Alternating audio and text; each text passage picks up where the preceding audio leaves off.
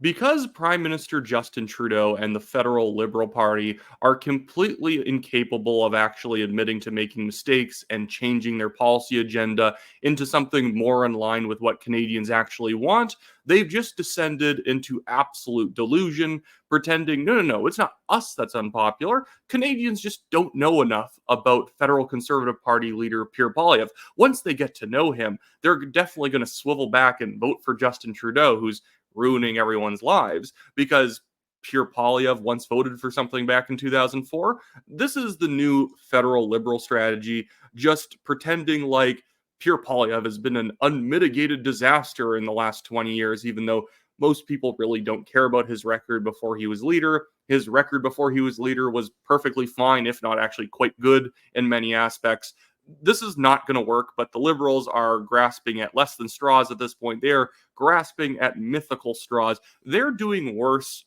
To put this in perspective, the federal Liberal Party is doing worse than the Democrats in the US. Yes, Joe Biden just stepped down as the Democratic nominee, and now they're probably stuck with Kamala Harris, but that is 10 times the playing hand that the federal Liberals currently have.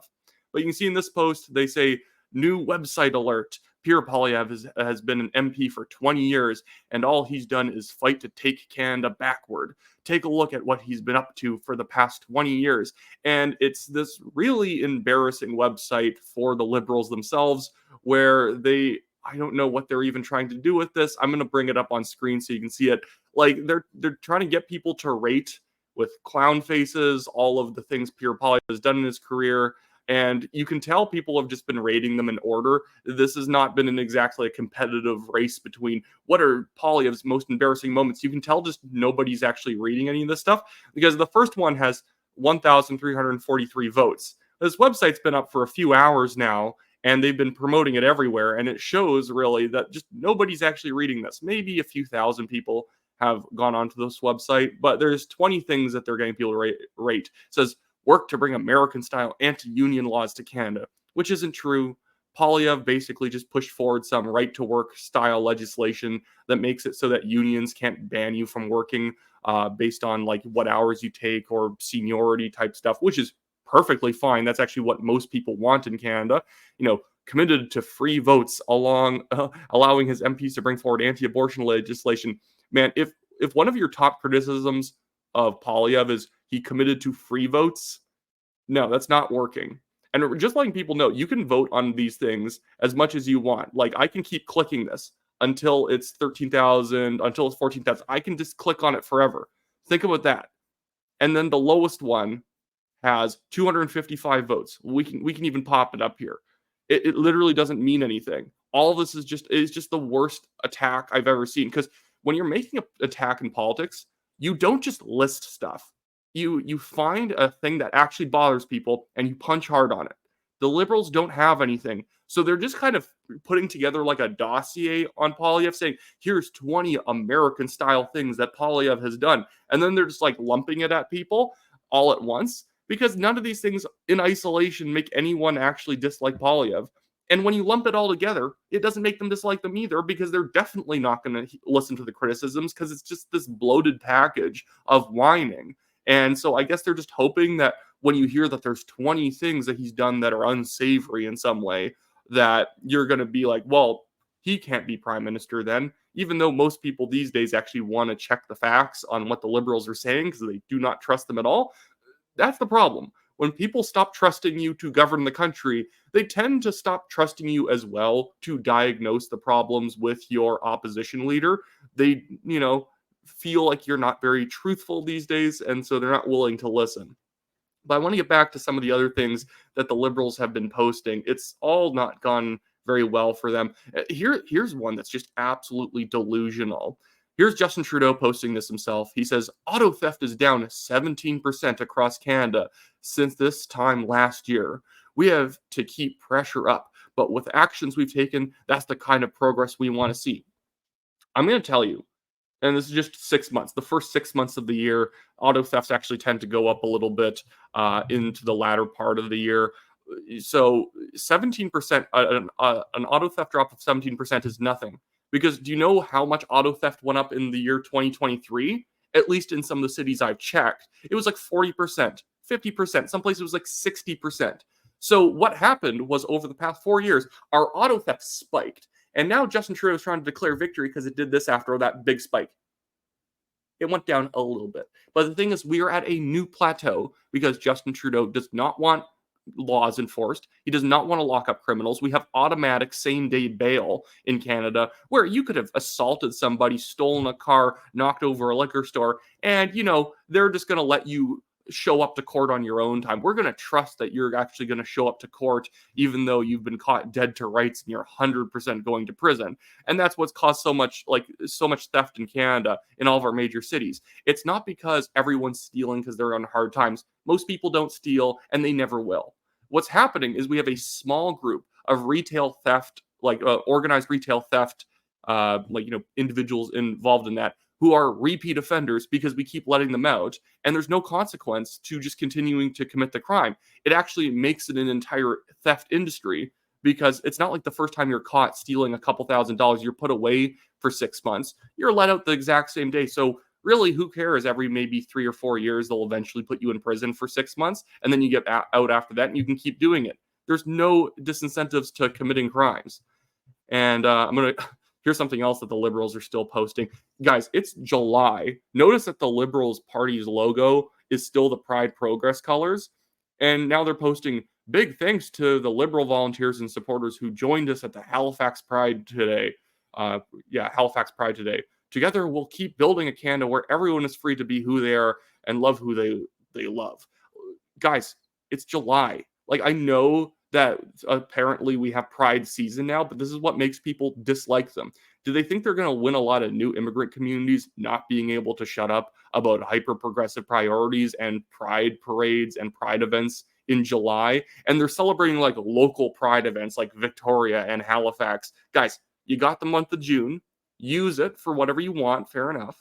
After that, you got to change the logo back. But the Liberals are so progressive that they have to wait for 60 days after Pride Month ends before they can switch the colors of their logo back. Here's another one. Our housing plan is unlocking nearly 4 million new homes across Canada while delivering stronger protections for renters. Pure Polyev doesn't have a plan to solve the housing crisis, but we're making sure every Canadian has an affordable place to call home. Look at this ratio. 1,600 comments, 772 likes. And this, again, is just, I shouldn't even probably have to tell you people, and you probably don't need me to tell you, that's a lie. That's not actually true. They just merely have a plan that says we're going to build 4 million new homes, and that's supposed to make you assume that it's going to happen. There's nothing that actually is going to cause them to be able to fulfill this. You'd have to have a miracle take place in order to build 4 million new homes by the 2031 timeline they've given themselves. Leslie Lewis pointed this out in a committee meeting. You guys are committing to a house every 3 minutes to be built in Canada. And at some point in the committee meeting, she says, this meeting's gone on for about 30 minutes. Do you guys have 9 houses built in this time? Is that realistic? And then Sean Fraser did this whole thing about how Leslin, you're putting up barriers by not believing in us enough. And even though you might not believe in us, Canadians believe in us. Sean Fraser, our current housing minister, is Tinkerbell. And if we just clap along and say that we believe in him enough, that eventually we're going to be able to build an impossible amount of homes in such a short period of time. But yeah, the Liberals are merely just saying that they're that they can do things and hoping that you're going to vote for them. But to cap it all off today, this is the most delusional tweet I've ever seen this month. Dale Thompson, who I think works at some sort of news publication, he's some active liberal on Twitter. He said, I'll say this confidently right now. A victory this November for Kamala Harris will ensure a defeat in Canada for Pure Polyev in October 2025. Mark my words. Hashtag Kamala. It's not going to happen. That's just not going to happen.